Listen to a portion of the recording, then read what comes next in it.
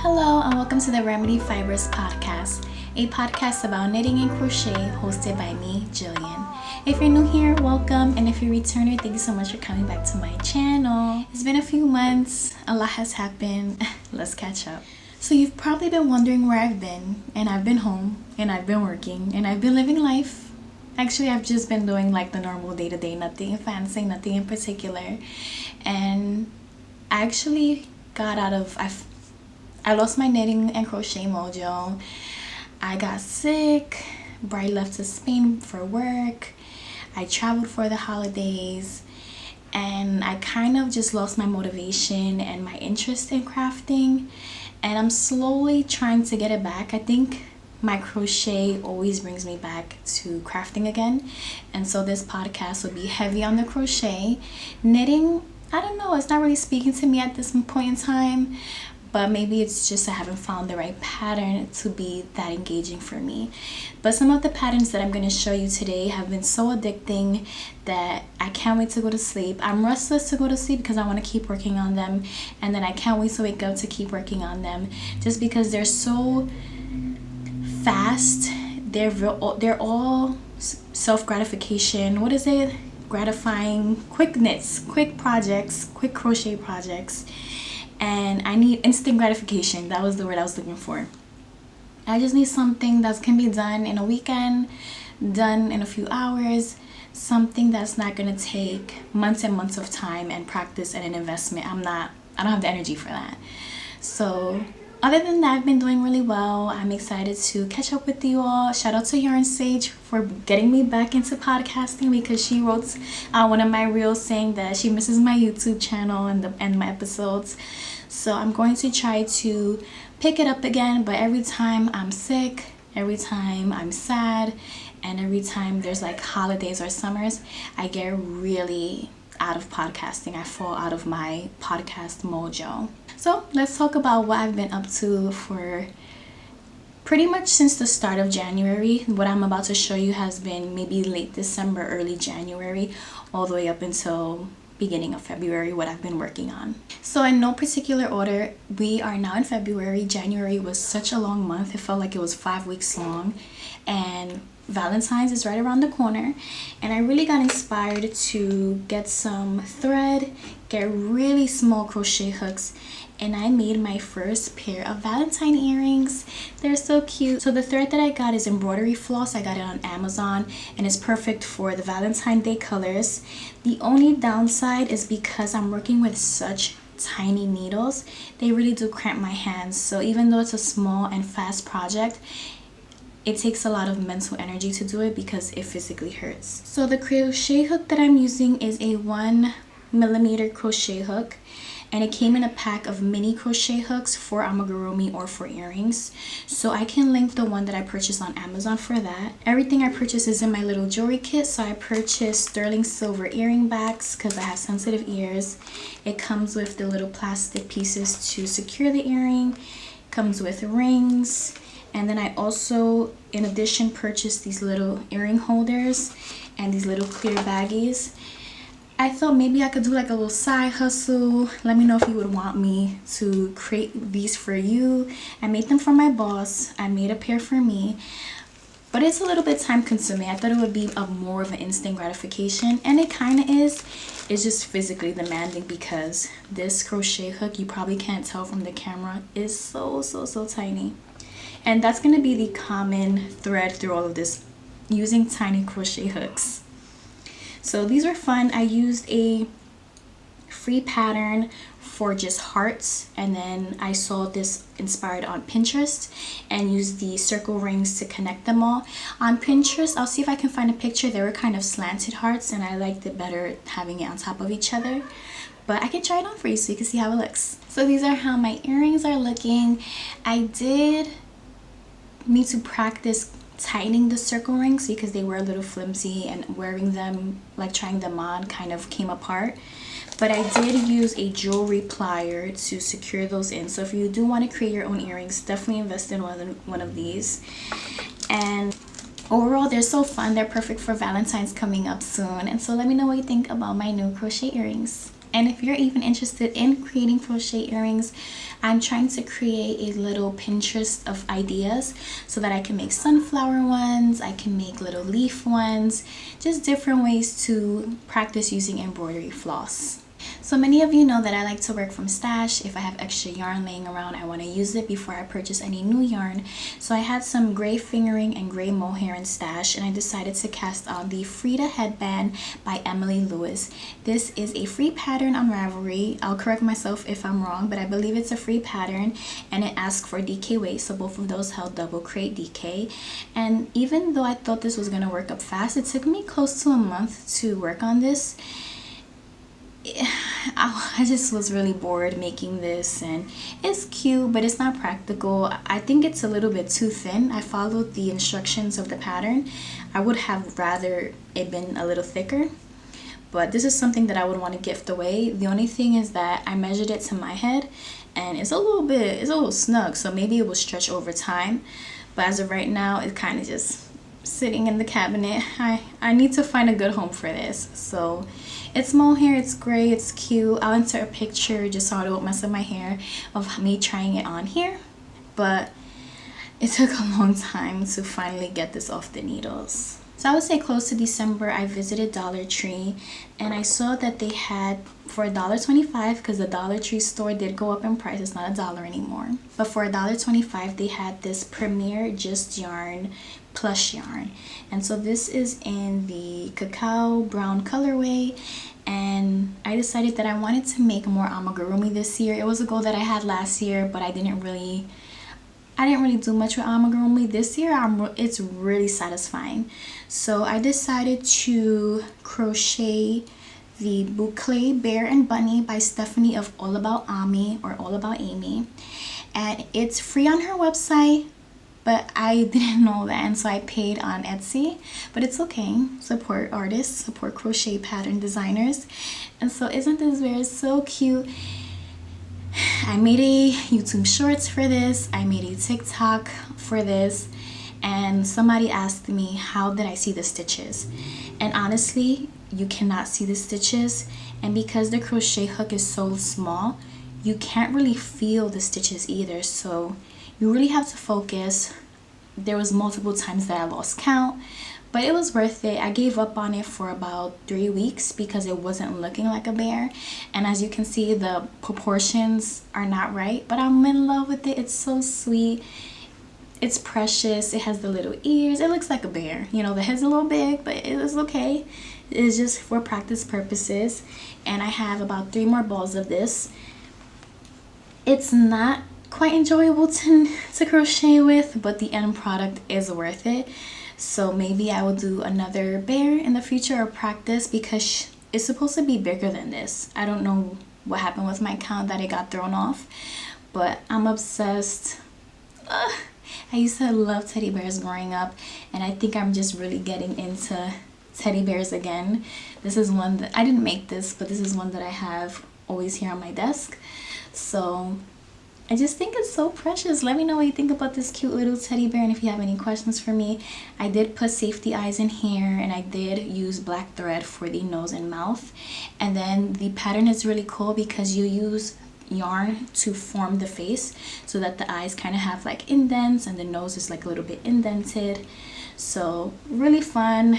It's just a labor of love because you literally cannot see. I couldn't feel where the stitches were, and so you're just crocheting blindly. So next up I have lots of blankets. Let's start off with the scrappy ones. So these were yarns that were in stash. They've been sitting in there for a few months, and honestly I just want to get rid of it. I want to get rid of it. I want to give this away. I'm hoping to find some pet lovers, or maybe somebody at work that wants to drape it off over their office chair. But I used my hand spun. I don't know what it is about my hand spun. It feels like a rope, and crocheting with it was not fun. So let's just start off with the first one. This is a basic granny square.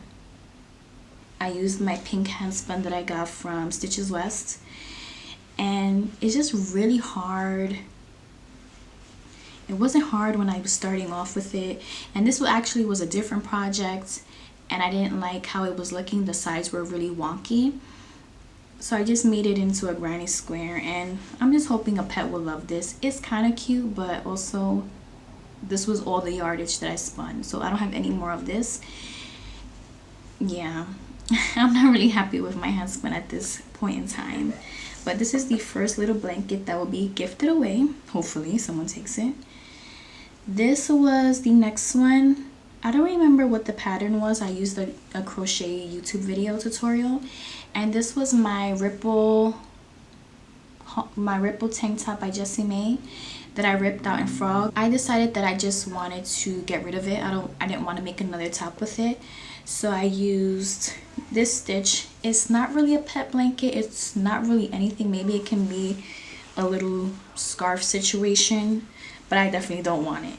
So I used some of my leftovers for my turtleneck that I made, and then I combined it with this yarn. So it's cute. I made this one first, and then I said maybe I should have combined these since the colors are similar. But hopefully a little like Chihuahua, I'm thinking like Rose tiny dog, little cat might want to snuggle up in this. So the next one was an intentional purchase. I purchased during the holidays in North Carolina the Karen Blossoms cake, and this is in the Tide Pool colorway. And I was looking for a crochet stitch to make a little blanket, a little dog blanket, a little cat blanket, and I found this star one. So super cute. I don't know if you're gonna be able to see it. I'll try to take a picture and insert it here. I thought it was going to be intuitive. You kind of start off the star and then you don't need to count, you don't need to think. But this one was a little bit more challenging than I thought it was going to be. So it's a little wonky. The star is a little crooked. So would I crochet this one again? I don't think so. It was nice getting something out of my comfort zone and practicing a new skill, even though it was double crochets. I never did this type of construction before. I always do like squares or rectangles.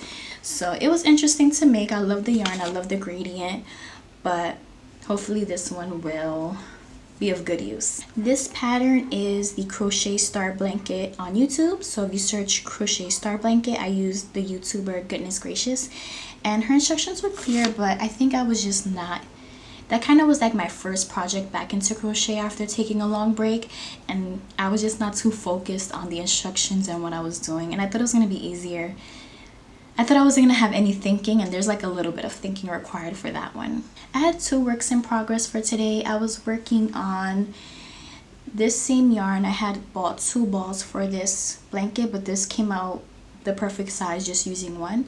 So for the second ball, I am working on the granny ripple stitch. It's just a regular YouTube video. I wanted to do the ripple stitch, but I wasn't understanding the regular one, so I'm doing granny edition. Remember, I want minimal thinking.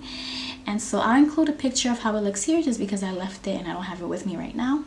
And so that one's really addicting, really fun. It's one of those patterns where you don't have to think, you don't have to count. You do the first row and then it just repeats there on after. So that is the type of project that I am here for.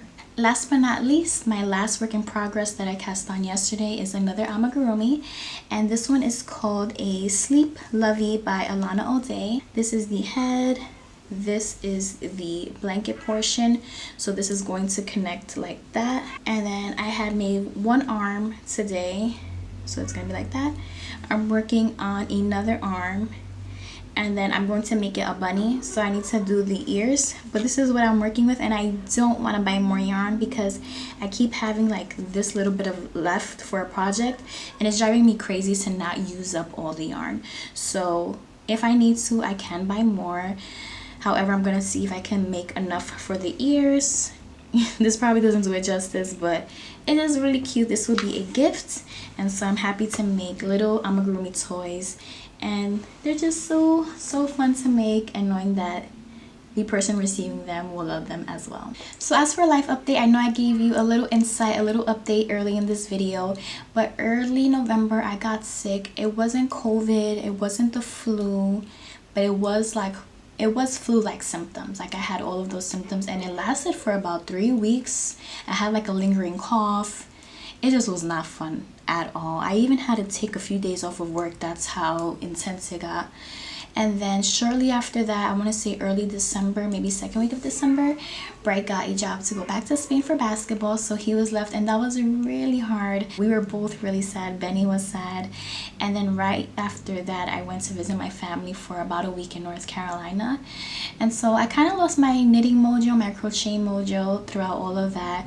I did start watching knitting and crochet podcasts again, getting a little bit inspiration, but I was really anti-podcasting, and I think it's because I was being really critical and hard of myself, and sometimes I make it seem like it's a job. When my husband reminds me like it's fun, and I get to document my progress and my projects. I get inspired by you all, you get inspired by me, and we have like this little community where we are crocheting and knitting together. So I said that's so true. I'm putting so much pressure to have like the perfect podcast and the perfect projects, and trying to figure out what's trending versus what I want to make, and how to instill that creativity all at the same time. So every time I was going to podcast, because I've been trying to record, every time I go to podcast, I go, oh, tomorrow's a better day. Or I'll say, oh, my hair is not that, it doesn't look good, let me do it tomorrow. That was my excuse, so I had to put it back. Or I'll say, oh, it's dark outside, like it's rainy and gloomy today. So I said every time I go to record, I'm always going to have another reason why I shouldn't record. So I said, you know what, I'll just put this out there. We'll have fun together.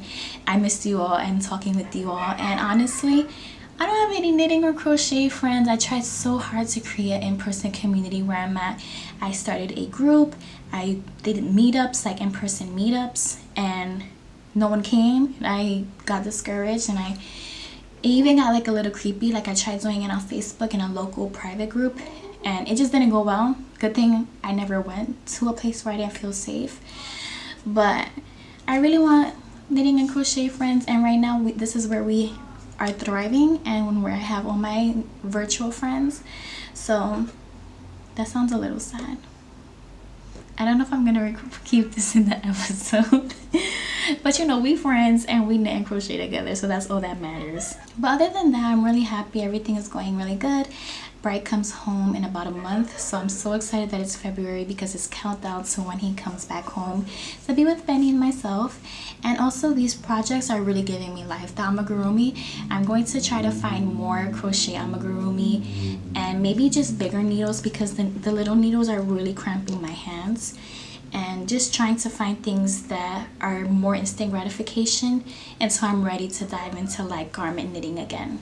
But let me know what you're all working on, how you've been. I know it's been a few months. Checking in with you all as well. But thank you so much for tuning in. I hope that you and your family are happy, healthy, and safe, and talk to you soon. Take care. Bye.